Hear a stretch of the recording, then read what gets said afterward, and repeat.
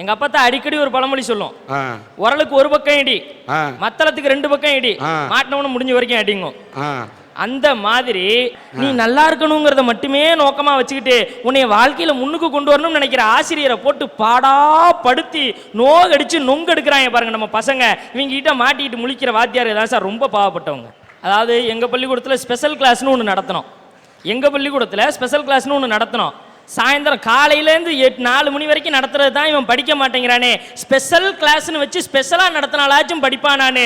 Special கிளாஸை நடத்துறதுக்காக 4 மணிக்கு நான் போய் உட்கார்ந்தா ஒரு வேலும் இருக்க மாட்டேங்கிறானே. ஏன்டா இருக்க மாட்டேங்கிறான்னா, எங்கிட்ட படிக்கிறவன் எனக்கு பக்கத்து பள்ளிக்கூடத்து வாத்தியார்ட்ட போய் டியூஷன் படிக்கிறான். இப்போ எனக்கு என்ன வேதனைனா, என்கிட்ட படிக்கிறவன் தான் பக்கத்து பள்ளிக்கூடத்து வாத்தியார்ட்ட டியூஷன் படிக்கிறான்ல, ஏன்ட்டா இப்போ பாடம் சரியில்லைன்னு தானே அர்த்தம். பக்கத்து பள்ளிக்கூடத்து வாத்தியார்ட்ட படிக்கிறோம், ஏன்ட்ட டியூஷனுக்கு வர்றானே. ஆக மொத்தத்தில் பையன் என்ன முடிவுல இருக்கான், எந்த வாத்தியார்ட்ட படிக்கிறோமோ அந்த வாத்தியாரை மதிக்கிறது இல்லை. அட பையன் மதிக்கிறேன்னா பள்ளிக்கூடத்தில் நாங்கள் சம்பளம் வாங்குறோம், அவன் மதிக்கிறது இல்லை, பரவாயில்லைங்க, அதை கூட மன்னிச்சு விட்டுறலாம்னு வைங்க. வீட்டில் பொண்டாட்டி மதிப்பாள வாத்தியாரா இருந்தா யோசிச்சு பாருங்க. எங்க வீட்டுக்கு பக்கத்து வீட்டுக்காரன்னு வாத்தியாரு. காலையில வீட்டுக்கார அம்மா வெளியில கிளம்புது, பக்கத்து வீட்டு அக்கா கேக்குது, ஏன்டி உன் புருஷன் ஏதோ சொல்லிக்கிட்டு இருக்காரு, நீ பாட்டு கிளம்புற அப்படிங்குது. அந்த அம்மா சொன்னிச்சு, அவர் ஆரம்பிச்சாருன்னா 3/4 மணி நேரம் கழிச்சு தான் பெல் அடிச்சா நிறுத்துவாரு, நம்ம அப்புறம் வந்து பேசிக்குவோம் வாங்குது. ரோட்ல சம்பந்தமே இல்லாதவங்க கூட வாத்தியார் தாங்க கேவலப்படுத்துறான். ஒண்ணும்ல போன வாரம் ரோட்ல நின்று ஒரு பையன் ஒண்ணுக்கு போய்கிட்டு இருந்தான். அங்கேருந்து ஒரு ஆள் அப்படியே வேகமா வந்துட்டு புரடியில சேர்த்து அடிச்சான். அந்த ஆளை அடிச்சுட்டு அந்த பையனை பார்த்து, எந்த வாத்தியாரா சொல்லி கொடுத்தா உனக்கு இப்படி? இல்ல நான் கேட்கிறேன், வாத்தியார் என்ன வாடா தம்பி ராமசாமி இந்த இடத்துல தான் ஒண்ணுக்கு போகணும், அப்பதான் ஒருத்தன் உத வாங்கி என் பேரை கெடுக்க முடியும்னு எந்த வாத்தியார் சொல்லி கொடுப்பாரு? இல்ல வாத்தியாருக்கு ஏதாவது மரியாதை இருக்குதா? இன்னைக்கு வாத்தியாருக்கு பேர் வைக்கிறான். ஆளு கண்ணாடி போட்டு கண்ணு கொஞ்சம் எடுப்பா இருந்தா, டேய் ஹெட்லைட் வந்தாச்சா அப்படிங்கிறான். அட கண்ணு எடுப்பா இருந்தா தான் இப்படி சொல்றானே, கண்ணு கொஞ்சம் சும்மாரா உள்ள போயிருந்துச்சுன்னா டொக்கு வந்தாச்சாங்கிறான். ஆளு ஒல்லியா இருந்தா சப்பா வந்தாச்சாங்கிறான், என்ன மாதிரி இருந்தா தொப்பா வந்தாச்சாங்கிறான். இவங்கிட்ட எல்லாம் மாட்டிக்கிட்டு இத்தனைக்கு மேல ஒரே ஒரு விஷயம் தான் எங்களுக்கு, இத்தனையும் தாண்டி நீ ஏன் பாடம் நடத்துற அப்படின்னு நீங்க கேட்கலாம். இத்தனையும் தாண்டி நடத்தி இவனும் நாளைக்கு நல்லவனா வந்தா என் பேர் பெருமையா இருக்காதா, இவனால நான் நாளைக்கு பெருமை அடைய மாட்டேனா, என் பையனு என் மாணவனு சொல்லிக்க முடியாதா அப்படின்னு ஒரு நப்பாசையில் நடத்தினா அதுக்கும் மொத்தமா குழி பறிச்சான் எங்க வீதியில் ஒருத்தன். பஸ் கண்டக்டரா வேலை செஞ்சுக்கிட்டு இருக்கான். ஒரு நாள் ஃபுல் மப்புல ஏத்திக்கிட்டு போஸ்ட் மரத்தை போய் கட்டி பிடிச்சிக்கிட்டு நிக்கிறான். அப்ப பார்த்து தமிழ் வாத்தியார் அந்த வீதி வழியா போறாரு. சார் அப்படின்னா வாத்தியாருக்கு பயமாயி போச்சு. ஐயோ இந்த நிலைமையில என்னைய கூப்பிடுறானே அப்படின்னு நினைச்சிட்டு, என்ன தம்பி அப்படின்னாரு. என்னைய தெரியுதா சார் அப்படின்னா, நல்லா தெரியுது, கந்தசாமி தானே அப்படின்னாரு. ஆமா சார் கந்தசாமி தான், நான் இன்னைக்கு இந்த நிலைமையில இருக்கேன்னா அதுக்கு யார் காரணம், நீங்க தான் அப்படின்னா. அன்னையோட அந்த பள்ளிக்கூடத்தில் அந்த வாத்தியார்ட்ட படிச்ச 32 பேரும் வெளில போயிட்டாங்க. ஊரே கெடுத்து கொன்னுகிட்டு இருக்கான் சார். இவ்வளவு அவதியிலையும் நல்லவர்களை உருவாக்கணுங்கிற எண்ணத்தோட வந்து நல்லவர்களை வல்லவர்களை இந்த நாட்டுக்கு உருவாக்கிட்டு இருக்காங்களே, நொந்து நொந்து நூடுல்ஸா போற ஆசிரியர்கள் தான் பரிதாபத்துக்குரியவங்க நான் பேசுறேன். பையனை மேல அனுப்புறதுக்கும் முன்னேற்றி கொண்டு போறதுக்கும் ஆசிரியர் பிளான் போட்டுக்கிட்டு இருக்காரு, ஆசிரியரை வீட்டுக்கு அனுப்புறதுக்கு பையன் பிளான் போட்டுக்கிட்டு இருக்கான். நினைச்சு பாருங்க, கிளாஸ்ல எதையுமே மதிக்கிறது கிடையாது பையன் வாத்தியார. அட பாடம் நடத்துறது தான் கேட்கறது இல்லைன்னா பாடம் நடத்தும் போது எப்படியெல்லாம் தொந்தரவு பண்ணலாம்னு விதவிதமா வீட்டில் உட்காந்து, அதை வடிவேல் சொல்லுவார்ல, இதுக்குன்னே உட்காந்து யோசிப்பாங்களோ அப்படிங்கிற மாதிரி டெய்லி உட்காந்து யோசிச்சுக்கிட்டு வர்றான். கிளாஸுக்கு வந்தோன்னா கடைசி பெஞ்சில் தூங்கிட்டு இருக்கான் பையன். நான் கேட்டேன், டேய் ஏன்டா முருகன் தூங்கிட்டு இருக்கான் அப்படின்னு. போன பீரியட்லேயே தூங்க வச்சுட்டார் சாரு, இப்போ நான் என்ன பண்ணுறது அப்படிங்கிறான் அடுத்தவன். சரி பள்ளிக்கூடத்தில் தான் இந்த நிலைமை, இவங்க தொந்தரவே வேண்டாம் அப்படின்ட்டு வீட்டுக்கு போயிடலாம், வேலையே வேண்டாம்னு எழுதி கொடுத்துட்டு வீட்டுக்கு போயிடலாம்னா வீட்டுக்கு போனாலும் கிரகம் துரத்திக்கிட்டே வருது சார். பள்ளிக்கூடத்து வேலையை வேணாம்னு எழுதி கொடுத்துட்டு வீட்டில் போய் உட்கார்றேன், தெருவில் இருக்கவெல்லாம் ஒன்று சேர்ந்து வந்தான். நீங்கள் அருமையான தமிழ் ஆசிரியர், நீங்கள் எப்பேற்பட்டவர், உங்களோட அருமை பள்ளிக்கூடத்துக்கு தெரியலை, நாங்கள் உங்களை புரிஞ்சுக்கிட்டோம். நீங்கள் டெய்லி கோயிலுக்கு வந்து தமிழ் கிளாஸ் எடுங்க, அதுவும் திருக்குறள் நடத்துங்க, திருக்குறள் தான் நாட்டுக்கு ரொம்ப முக்கியம் அப்படின்னா. அடடா நம்ம பெருமை நாட்டில் இவங்களுக்காக தெரிஞ்சிருக்கேன் அப்படின்னு சந்தோஷப்பட்டு ஒரு ஆசைப்பட்டு பிரியாசப்பட்டு அவன் பின்னாடியே போகிறேன். ஒரு பயம் கிடையாது. காலையில் எனக்கு பயங்கரமான கோவம், நான் திருக்குறள் நடத்தல ஒன்றும் நடத்தலன்ட்டு வீட்டுக்கு வந்துட்டேன். வீட்டுக்கு மறுபடியும் தேடி வந்து, சார் கோச்சிக்காதீங்க, நீங்கள் நாளைக்கு 8 மணிக்கு வாங்க, ஆள் இல்லைன்னா என்னன்னு கேளுங்கண்ணா. சரின்னு மறுபடியும் ஒரு நம்பிக்கையோட மறுநாள் காலையில் 8 மணிக்கு கோயிலுக்கு போகிறேன். கோயிலே தெரியலை, அவ்வளவு கூட்டம், இதை விட பயங்கரமான கூட்டம். எனக்கு அப்படியே ஆச்சரியம், ஆகா இவ்வளவு பேர் திருக்குறள் மேல பற்றோட வந்திருக்காங்களே, என்னடா விஷயம் இப்படி திரும்புறேன். இதே மாதிரி ஒரு பெரிய போஸ்ட் அடிச்சு ஒட்டி இருக்கான். போஸ்ட்ல அழகா எழுதியிருக்கான், இன்றைக்கு திருக்குறள் வகுப்பு காலை 8 மணி, மணிகண்ட பிரபு எடுப்பார். கீழே குறிப்பு, பொங்கல் சுண்டல் விநியோகம் உண்டு. ஐயா கொஞ்சம் நகருங்க அப்படின்னு. மரியாதையை பின்னாடி போ, என்னைய மரியாதையா பின்னாடி போ, வரிசையில் நிக்கிறவன் சொல்றான். நான் ஒன்னே, டேய் நான் திருக்குறள் நடத்த வந்திருக்கேன்டா அப்படின்னு. இப்படி சொல்லி ஏற்கனவே 4 பேர் முன்னாடி போயிட்டா, நீ முதல்ல பின்னாடி போ அப்படின்றான். இப்ப இவன்லாம் திருக்குறள் கேட்க வந்தானா பொங்கல் சுண்டல் சாப்பிட வந்தானே தெரியல. இருந்தாலும் பரவாயில்ல, ஏதோ வந்தவங்கல்ல 100க்கு 2 பேர் திருக்குறள் கத்துக்கிட்டா நமக்கு சந்தோஷமாச்சே. ஒரு ஆசிரியரா இல்லையா, ஒரு 2 பேருக்காக திருக்குறளை கத்து கொடுத்துடலாமேங்கிற ஒரு நப்பாசையில ஏற்பாடு பண்ணவனுக்கு ஃபோன் பண்ணி, ஐயா நான் வெளியில நிக்கிறேன், பாதுகாப்போட என்னை கூட்டு போனா போலீஸ் பந்தோபஸ்தோட என்னை உள்ள கொண்டு போய் உட்கார வச்சுட்டான். போய் உட்கார்ந்தோன்னா முதல் திருக்குறள் ஆரம்பிச்சேன். அகர முதல எழுத்தெல்லாம்னு. ஒருத்தன் எந்திரிச்சான், சார் ஒரு டவுட்டு. எனக்கா என்ன பாதி குரல் சொல்லலே டவுட் கேட்கறானே, என்னப்பா சந்தேகம் அப்படின்னு. இல்ல சுண்டல் சாயந்தரம் வரைக்கும் நல்லா இருக்குமான்னா. அவன் நோக்கம் பூரா திருக்குறள்ல கிடையாது, சுண்டல்லே இருக்கு. இப்படி பாடா படுத்துனாங்கன்னா பள்ளிக்கூடத்திலையும் பாடம் நடத்த முடியல, வெளியிலையும் பாடம் நடத்த முடியல. வாத்தியாருக்கு எங்க என்ன மரியாதை இருக்குன்னு நினைக்கிறீங்க? இன்னைக்கு பையனை எங்க அடிக்க முடியுது? என் கிளாஸுக்கு ஒரு பையன் லேட்டா வந்தான். லேட்டா வந்த பையனை பார்த்து கேட்டேன், ஏண்டா லேட்டு அப்படின்னு. சார் லேட் ஆயிருச்சு சார். அதான்டா ஏன்டா லேட்? அட லேட் ஆயிருச்சு சார் விடுங்க சார் அப்படின்னா. எனக்கு கோவம் வந்துருச்சு, பெரம்பெடுத்தேன், இங்க வாடா இங்க கையை நீட்டுறா அப்படின்னு. சார் கையெல்லாம் நீட்ட முடியாது, வேணா இங்க அடிங்க அப்படின்னா. வேறடா கையில் அடிக்கிறேங்கிற இங்கே அடிங்கன்னு. அடிக்கிறதுல என்னடா இடம் வேண்டி இருக்கு, கையை நீட்டுனே. சார் இங்கே அடிங்க சார் நீங்க அப்படின்னா. அது ஏன்டா பர்டிகுலராக அங்கே அடிக்க சொல்றேங்கிறேன். வரும்போதே பக்கத்து போலீஸ் ஸ்டேஷன்ல நீங்க இங்கே அடிச்சதை தான் கம்ப்ளைண்ட் எழுதி கொடுத்துட்டு வந்திருக்கேன்றான். சார் ஒரு நிமிஷம், ஆசிரியர் பணி நல்ல பணி அவர் சொல்றாரு. இருக்கிறதுலே குசும்பு பிடிச்சது ஆசிரியர் பணி. ஏன்னா டூருக்கு இட்டுன்னு போறாங்க சார். பாதிக்கப்பட்ட என் மாணவன் கை தட்டுறான், டூருக்கு இட்டுன்னு போறேன்னு இட்டுன்னு போனாங்க சார். டூர் இட்டுன்னு போகும்போது வெள்ளிக்கிழமை கூப்பிட்றாங்க, எல்லாரும் பசங்களாம் போகிறாங்க. போன பிறகு என்ன பண்ணுறாங்க, வெள்ளிக்கிழமை மகாபலிபுரத்துக்கு டூரை கூட்டு போகிறது. கூட்டு போன பிறகு என்ன சொல்கிறாங்க, வந்த உடனே எல்லா பசங்களும் விடணும்ல, அப்போ சொல்கிறாங்க எல்லாரும் திங்கக்கிழமை வரும்போது சென்று வந்த சுற்றுலாவை பற்றி 5 பக்கத்திற்கு கட்டுரை வரை. உடனே அதை எழுதி, ஏன்னா சனி ஞாயிறு லீவ் விட்டுறாங்களா, அதை சாகடிக்கணும்னு சொல்லிட்டு பிளான் பண்ணிட்டு எழுதினோட சொல்கிறாங்க. இந்த பையன் உட்காந்து எழுதிட்டு வந்த பிறகு என்னடா இது மகாபலிபுரத்தில் தப்பு தப்பா எழுதுறன்னு கொட்டு வாங்குது. இதுக்காகவே இது மாதிரி அடிக்காம தயவு செய்து ஒழுங்கா பாடம் நடத்துங்க, உங்களுடைய பணி நல்ல பணியா இருக்கும். அடிக்காம பாடம் நடத்துங்கவா, அடிக்கிறதுக்கே வழி இல்லைன்னு சட்டம் வந்துருச்சுன்னு நான் சொல்லி புலம்பிக்கிட்டு இருக்கேன். எங்க வைத்தறிச்ச தெரியாம அடிக்காம பாடம் நடத்துங்கன்னா, அடிக்கிறப்பவே பையன் பயந்தது கிடையாது, இப்ப அடிக்கவே முடியாது. அதுக்கப்புறம் எப்படி பையன் பயப்படுவான், எப்படி பாடம் கவனிப்பான்? அதனால நான் என்ன சொல்றேன், ஆசிரியர்கள் எந்த உரிமையுமே இல்லாம பையனுக்காக அவஸ்தைப்பட்டுக்கிட்டு இருக்கவங்கன்னு நான் சொல்லிக்கிட்டு இருக்கேன். ஒன்றும் கிடையாது. எங்கள் பள்ளிக்கூடத்தில் முதல்ல நான் வேலைக்கு சேர்ந்த கதை தெரியுமா? முதல் நாள் போய் பள்ளிக்கூடத்தில் வேலைக்கு சேர்ந்த உடனே பிரேயரில் ஹெச்எம் என்னை கூப்பிட்டு அறிமுகப்படுத்துறாரு.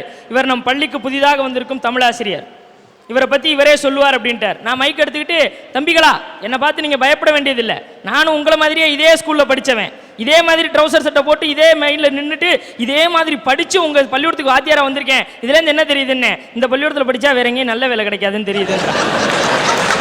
இவனையெல்லாம் கரை சேர்க்கணும், இவனையெல்லாம் மேலே கொண்டு வரணும், நாங்கள் பாடுபடுறோம். எங்களை எப்படியெல்லாம் வீட்டுக்கு அனுப்பணும்னு அவன் பிளான் பண்ணுறான். ஆனால் இது எல்லாத்தையும் தாண்டி ஆசிரியர்கள் எப்படிப்பட்டவங்க தெரியுமா? ஆசிரியர்கள் தான் இந்த நாட்டினுடைய முதுகெலும்பாக இருந்து பல தூண்களை உருவாக்கிக்கிட்டு இருக்கக்கூடியவங்க. சார் ஒரு நிமிஷம், ஆசிரியர்கள் தூண்களான்றாங்க, கரெக்ட். நான் கேட்கறது ஒரே ஒரு கேள்வி, இந்த ஆசிரியர்கள் எண்ணிக்கை இல்லாம கரெக்டா 10th எக்ஸாம் பேப்பர் திருத்தும் போது, +2 எக்ஸாம் பேப்பர் திருத்தும் போது தான் 18 அம்ச கோரிக்கைகளை நிறைவேற்றவில்லை என்றால் நாங்கள் வெளிநடப்பு பண்றோம்ன்றீங்களே. என் பையன் பரீட்சை எழுதிட்டு போயிருக்கானே, என் புள்ள 10th எழுதிட்டு போயிருக்கானே, அவன் பரீட்சை பேப்பர்ல விளையாடுறீங்களே, இந்த பணி அறப்பணியான்றதா கேள்வி, என்னோட கேள்வி. நம்ம நாட்டில் எந்த போராட்டம் நடந்தாலும் வேலை செய்ய மாட்டோம்னு தான் போராட்டம் நடத்துவாங்க. ஆனால் வெளிநாட்டில் ஒரு பழக்கம் உண்டு, ஒரு செருப்பு தொழிற்சாலையில் போராட்டம் நடத்தினா கூட ஒரு கால் செருப்பை செஞ்சுட்டு இன்னொரு கால் செருப்பை செய்யாமல் போராட்டம் நடத்துவாங்க. இந்த பண்பாட்டை, இந்த ஒரு நல்ல வழிமுறையை கரெக்டாக ஃபாலோ பண்ணுறது ஆசிரியர்கள் மட்டும்தான். பாடத்தை பூரா நடத்திடுவோம், பேப்பர் மட்டும்தான் திருத்த மாட்டோம். ஏன்னா அங்கே தான் எங்கள் வாழ்க்கை இருக்கு. டிராபிக் போலீஸ் 8 மணி நேரம் வெயில்ல நிக்கிறாரு, அவர் அனுதாபத்துக்குரியவர், அவர் பரிதாபத்துக்குரியவரியா? காஷ்மீர் பார்டர்ல நம்முடைய நாட்டை காப்பாத்துறதுக்காக இளைஞன் போய் நிக்கிறானே, அவன் பரிதாபத்துக்குரியயா? 18,000 ரூபாய் சம்பளத்தை வாங்கிட்டு ஆசிரியர்கள் பரிதாபத்துக்குரியர்னு சொல்றீங்களே, இதை விட என்ன கேவலம் இருக்குன்னு நான் கேட்கிறேன். நான் ஒரே ஒரு கேள்வி கேட்கிறேன், எங்க 18,000 சம்பளத்தை பார்த்து நீங்க பொறாமப்படுறீங்களே, என்கிட்ட படிச்ச பையன், என்னோட மாணவன் ஒரு கம்ப்யூட்டர் சாஃப்ட்வேர் இன்ஜினியர் ஆகி 1 லட்ச ரூபாய் சம்பாதிக்கிறான்னு நான் பொறாமப்பட்டேன்னா நான் ஆசிரியராக இருக்க முடியுமா? என்னுடைய பணியை நான் நேசிக்கிறேன், நான் யாரையும் பொறாமப்படல. என்னால ஒரு 1 லட்ச ரூபாய் வாங்குறவனை உருவாக்க முடியும்னு நான் பெருமைப்படுறேனே, அதுதான் இந்த ஆசிரியர் பணியினுடைய சிறப்பு. ஒரு வீட்டில் அப்பாவால் எதை சொல்லிக் கொடுக்க முடியும், அம்மாவால் எதை சொல்லிக் கொடுக்க முடியும்னு ஒரு வரைமுறை இருக்கு. ஒரு இந்து பையன் வீட்டில் அப்பா அம்மா நினைச்சா பகவத்கீதை வரைக்கும் போதிக்கலாம்.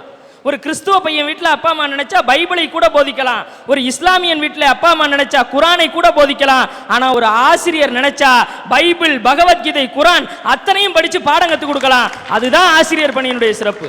அப்படிப்பட்ட ஆசிரியர் பணி இன்னைக்கு கேள்விக்குரிய பணியா, கேலிக்குரிய பணியா ஆயிருச்சே. அதுதான் எனக்கு ரொம்ப வேதனையா இருக்கு.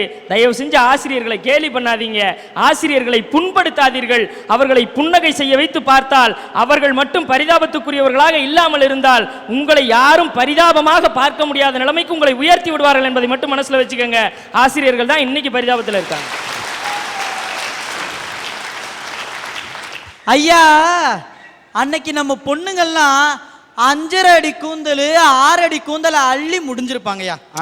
அப்படி அவுத்து விட்டாங்கன்னா கீழே விழும், இடுப்புக்கு கீழே விழும். இப்ப நம்ம பொண்ணுங்க அவுத்து விட்டாங்கன்னா கீழேயே விழுந்துருதியா, எல்லாம் சௌரி முடியா. அந்த காலத்துல ஆண்கள் கூட நீட்டா முடிய வளர்த்து குடுமி போட்டிருந்தாங்க. இப்ப எங்க போச்சு குடுமி? அந்த காலத்துல ஆம்பளைங்க கட்டினது வேட்டி, நீ எதுக்கு போடுற ஜீன்ஸ்? ஏதாவது ஒரு விஷயம் என்னன்னு கேட்டாக்கா, நம்ம ஆண்கள் நாகரிக வளர்ச்சியில நீங்க குடுமையை கட் பண்ணிட்டு கிராப் வைப்பீங்க. நாங்கள் ஒருதலை ராகம் படத்தில் காலத்தில் பார்த்தீங்கன்னா நீட்டாக முடி ஹிப்பி ஸ்டைல் லென்த்தியாக வச்சுருந்தேன். இன்னைக்கு நான் ஷார்ட் பண்ணிட்டேன். என்ன காரணம்? நாம முடிய மாற்றிக்கிட்டா ஃபேஷன், பொம்பளைங்க மாற்றிக்கிட்டா தப்பா? இல்ல சிந்திக்க. அதை விட பெரிய விஷயம்லாம் இருக்கியா, இந்த மேக்கப் போடுவாங்க பாரியா. இப்படிதான் ஒரு பொம்பளை வேகமா போச்சு, அவங்க புருஷன் போய் சொன்னுச்சு, என்னங்க அடுத்த மாசம் என் தங்கச்சி கல்யாணம், அதுக்கு மஞ்சள் கலர் புடவை, மஞ்சள் கலர் ரவுக்க, மஞ்சள் கலர் பொட்டு, மஞ்சள் கலர் வளையல் எல்லாம் மஞ்சள் கலர்ல மேட்சா தான் போடுவேன். உடனே புருஷன் சொன்னானா, ஒரு மாசத்துக்கு பல்லும் வளர்க்காத, அதுவும் மஞ்சள் கலர் ஆயிரும், எல்லாமே மேட்ச் ஆயிரும். ஒரு கவிஞன் அழகா பாடி இருக்கிறான், அழகான பெண்ணுக்கு பூனை படையாவும், அழகில்லா பெண்ணுக்கு அண்ணன் படையாவும். எல்லாரையுமே அண்ணனா நினைச்சா யாரை கட்டிக்குவோம் நாங்க? அப்ப நாங்க அழகா இருக்கணும்னு நினைக்கிறதுல தவறே கிடையாது, மேக்கப் போடுறதுல தவறே கிடையாது. ஐயா, ஏதோ அவங்க கொஞ்சம் பாதிக்கப்பட்டிருப்பாங்க போல. ஐயா, இந்த மெட்டி இருக்கு தெரியுமையா, மெட்டி அது எதுக்கு தெரியுமாயா? கட்ட விரலுக்கு பக்கத்து விரல்ல நம்ம போடுறோம். இந்த கர்ப்பப்பையில ஆரம்பிக்கிற நரம்பு அந்த கட்ட விரலுக்கு பக்கத்து விரலுக்கு அடியில தான் போய் முடியுது. அந்த எலும்பு தேஞ்சிடக்கூடாது இந்த பெண்கள் நடக்கிறப்ப அப்படின்ற ஒரே காரணத்துக்காக தான் நம்ம முன்னோர்கள் அந்த விரல்ல மெட்டி போட சொன்னாங்க. ஆனா எனக்கு பொண்ணுங்க இருக்கு பாரு, மெட்டி அங்க போடுதோ இல்லையோ எங்கெங்கெல்லாம போடுதியா. என்னையா இப்ப பெண்கள் பெருசா தப்பு பண்ணிட்டாங்க? மெட்டி எங்க போடணும்? காலில் போடணுங்கிறாரு. கர்ப்பப்பை எங்க இருக்கு? இங்க இருக்கு. இங்க இருக்க கர்ப்பப்பைக்கு எதுக்கு 2 கிலோமீட்டர் தள்ளி அங்க போய் மெட்டி போடணும்? பக்கத்திலே போட்டுக்கிறோம். ஐயா, இந்த மெட்டி மேட்டரை கூட நான் விட்டுருவையா. தாலி இருக்கு பாருங்கய்யா, இந்த தாலிக்கு போடுற 3 முடிச்சுக்கும் ஒவ்வொரு முடிச்சுக்கும் ஒரு மகத்துவம் இருக்குயா. இந்த முடிச்சு போடுறாங்க பாருங்கய்யா, அது கணவனுக்கும் மனைவிக்கும் உள்ள அந்த உரிமைக்காக. இவ தாண்டா என் பொண்டாட்டி தப்பு செஞ்சா எனக்கு கேட்க உரிமை உண்டுன்றதுக்கு போடுறதியா. அந்த 2வது முடிச்சிருக்கு பாருங்கய்யா, அது உறவுக்காக போடுறதியா. இந்த 3வது முடிச்சிருக்கு பாருங்கய்யா, அது ஊருக்காக போடுறதியா. இந்த 3 முடிச்ச மாத்திட்டு அதை கழுத்துல போட்டிருக்கீங்களா, தூங்குறப்ப தலவாணி கடியில அது தூங்குது, மேக்கப் போடுறப்ப கண்ணாடி பக்கத்துல அது தொங்குது. என்ன இளவையாது? இந்த தாலியை பத்தி பேசுறப்பதான் எனக்கு இன்னொரு ஞாபகம் வந்துச்சு. 3 முடிச்சால முட்டாளானே கேளு கேளு தம்பி, நான் இருந்தேன் தேருக்குள்ள இப்ப விழுந்தேன் தேருக்குள்ள. எங்க இளைஞன் எவ்வளவு வருத்தத்தோட பாட்டிருக்காங்க பாருங்க. எல்லாம் அதே இளைஞன் தான் பாடியிருக்கான். பொம்பளைங்க காதலத்தான் நம்பி விடாதே, நீ நம்பி விடாதே. அதேதான் ஒரு மிகப்பெரிய கவிஞர் அன்னைக்கு பாடினாரு. அட பொன்னான மனசே பூவான மனசே, வைக்காத பொண்ணு மேல ஆசை, நீ வைக்காத பொண்ணு மேல ஆசை. அதுக்கு அடுத்த லைன் தான் ஹைலைட். ஆசை வச்ச பச்சை கிளியோ என் ஊரை விட்டு ஓடி போச்சு.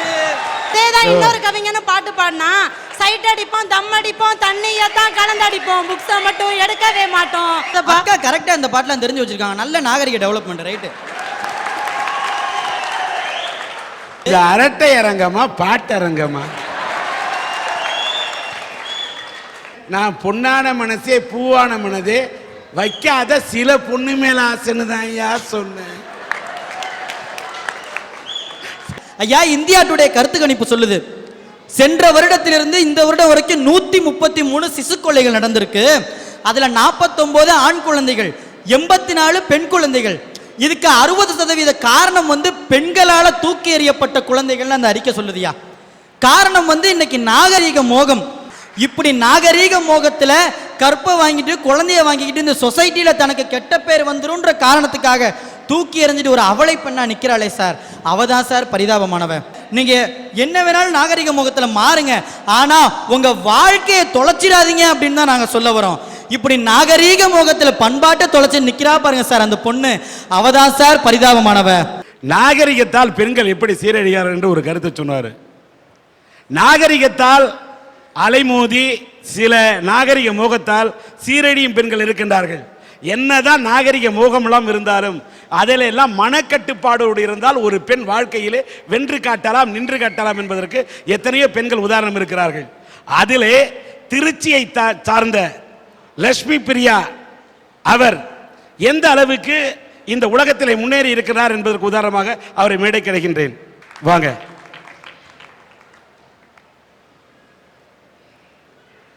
வணக்கம்.